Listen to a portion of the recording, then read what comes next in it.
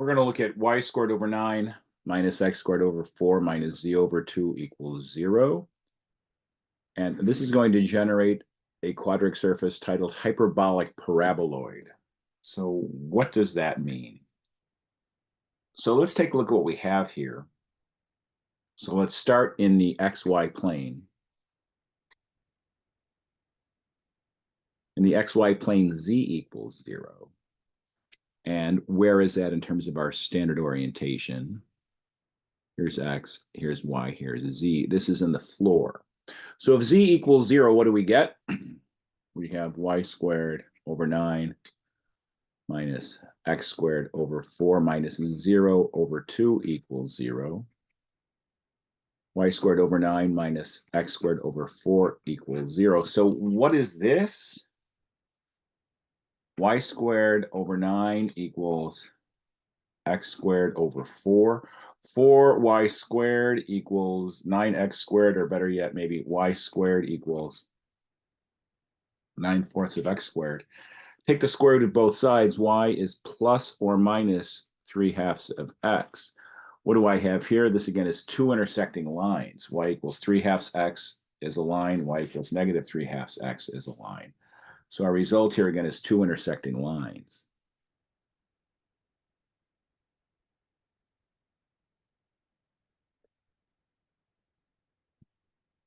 It'll be difficult to visualize, but try to keep that in mind.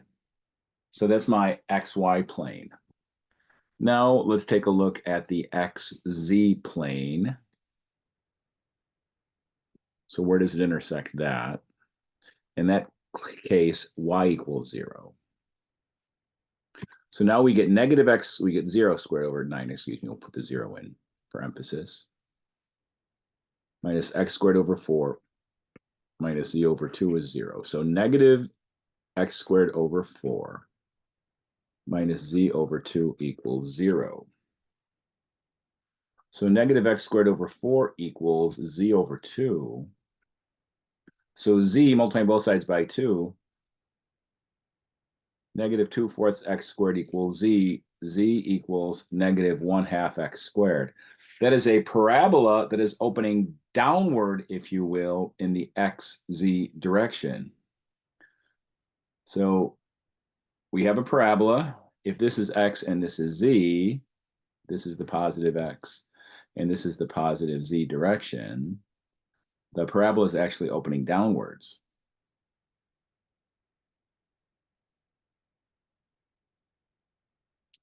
So we'll have to try to visualize that as we think about how all of these pieces are going to come together to give us a quadratic surface. And then our third plane is going to be what? That will be the YZ plane. That occurs when x equals 0. So what's going to happen there? So we'll take y squared over 9 minus 0 squared over 4 minus z over 2 equals 0. Y squared over 9 minus z over 2 equals 0. Y squared over 9 equals z over 2. 2y squared over 9 equals z. Z equals 2y squared over 9. So if this is y and this is z, this time we're going to have an opening upwards parabola. So how in the world are all of these things going to fit together? An opening downwards parabola in the negative direction, an opening upwards parabola in the positive direction. Interesting. So think about how all those might fit together. We're going to see, can we see the opening upwards parabola, the opening downwards parabola, and the two intersecting lines? And then how is this going to change as we move through it? Looking at our picture, here is this graph. The A is 2, the B is 3, the C is 2. And you'll notice that we have those traces. The blue lines are occurring where z equals 0. So notice, if z equals 0, we get those blue lines. If z is something larger, we get those hyperbolas there. Now we have the intersecting lines here. And if z is negative, we get the hyperbolas coming down here. So let's put that out of the way for now. Now let's take a look at the opening downwards parabola. So where is that opening downwards parabola? What are we going to play with? Well, let's see. See what we have here. When this comes to 0, which plane are we in? When this comes to 0, you'll notice that y equals 0. The y value on the green is 0, and we see we have an upside down parabola.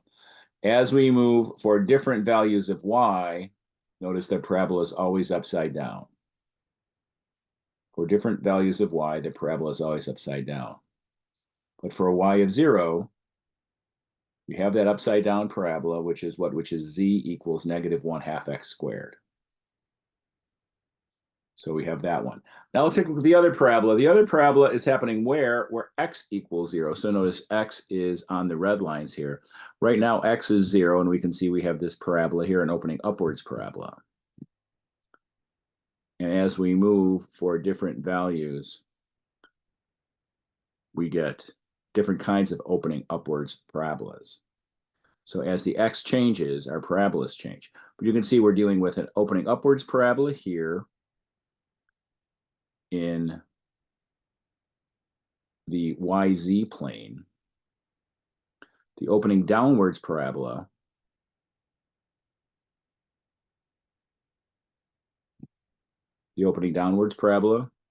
in the XZ plane. That's this one here. The opening downwards parabola is in the XZ plane. Then we have the intersecting line. So there's your opening downwards parabola. There we go. So you see we have the opening upwards, we have the opening downwards parabolas together that are linked together. And then we have the intersecting lines, which occurs right when z equals 0. But otherwise, we have different kinds of hyperbolas that are happening. So those are the 3 traces that make this thing.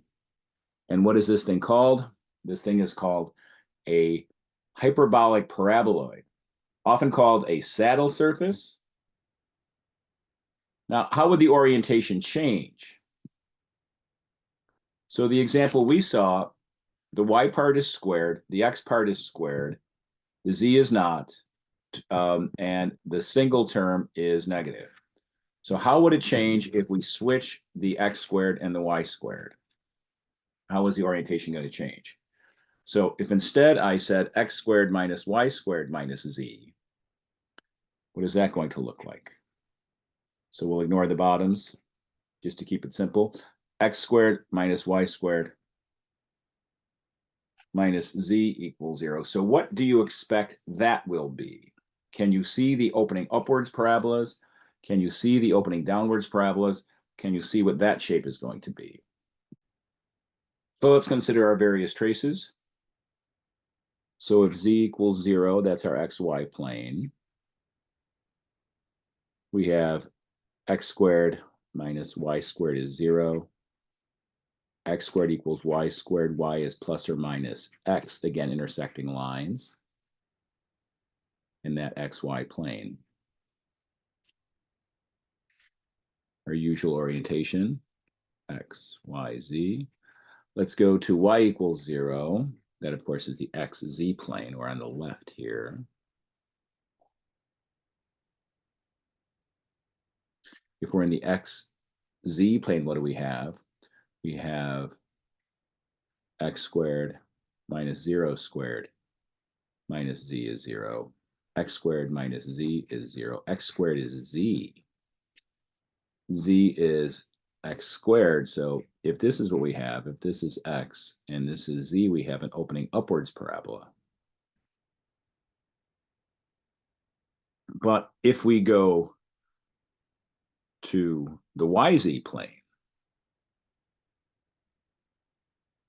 in that situation, x equals 0. So now I get 0 squared minus y squared minus z is 0. So that gives me negative y squared equals z. Z equals negative y squared. So in that case, it's an upside down parabola. So how do we fit these things together? Can you visualize how these things are going to fit together? So let us take a look at a graph. So here we have it. It's going to be pretty difficult to see the intersecting lines. We have to look on top. And you might sort of be able to imagine lines coming down a certain direction. But the right side up and the upside down parabolas, I think, are pretty clear. If we look at this view, okay, we see we have the upside down parabola. So we've gotten rid of x. We see we have the upside down parabola. We're looking down the x-axis. Looking down the y-axis this time, right? So we're not interested in y. Y is not changing. Y is always the same here. Y is 0. We have a right side up parabola. So we have the right side up parabolas here. We have the upside down parabolas here and the intersecting lines there. And that gives us this version of another hyperbolic paraboloid.